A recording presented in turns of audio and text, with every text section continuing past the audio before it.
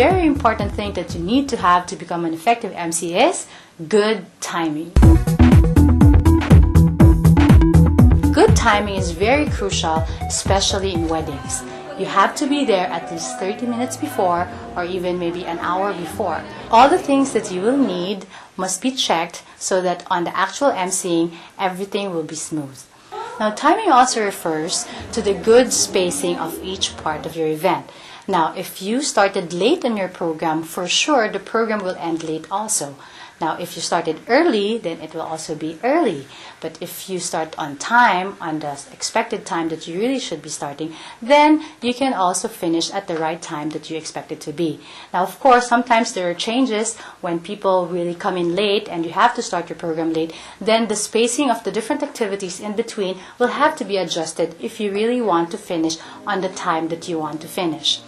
A few minutes delay can spell a very big difference, especially on your thank you speech. For example, if you started late and then the guests started to leave, by the time you give your thank you speech, there's probably just 1 or 2 tables left.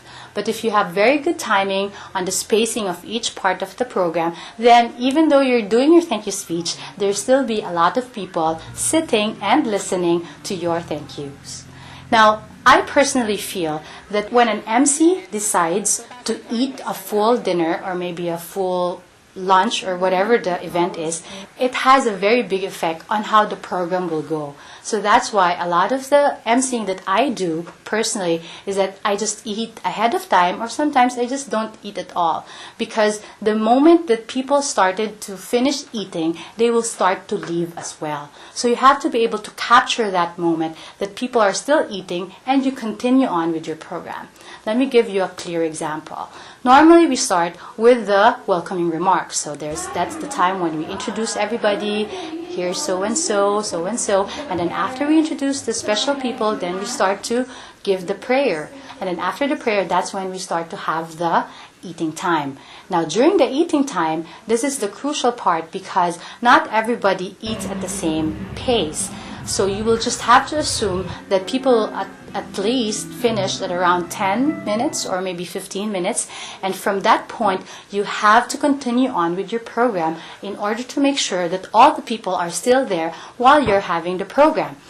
Because if you start your program after maybe 30 minutes or maybe an hour of eating, then I assure you that by the time that you start talking on the microphone again, you'll probably be just talking to just a few tables. We've had a lot of experiences when people say that, I'm a good MC, I've been talking here and there, etc., etc. But most especially for weddings, the timing factor, not everybody knows about it.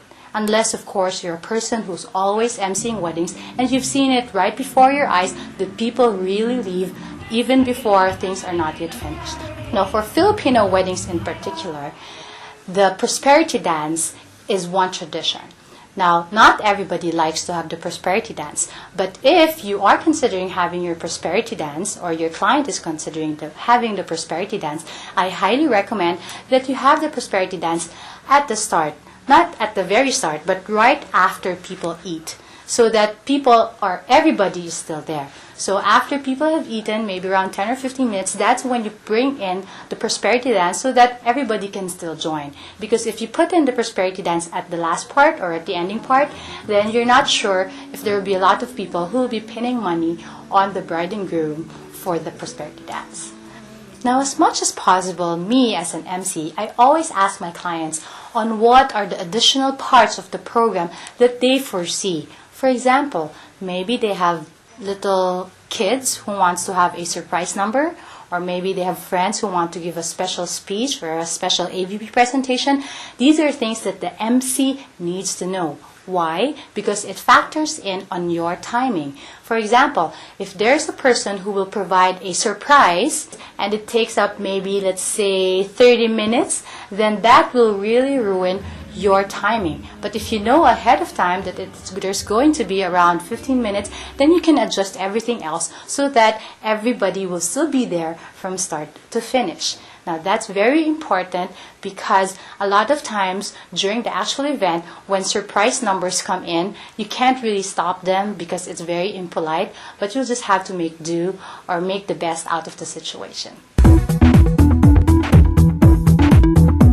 So another thing that you need to have to become an effective MC is good timing. Remember, a few minutes delay can spell the big difference. Up next, we'll talk about the different tips before the actual event.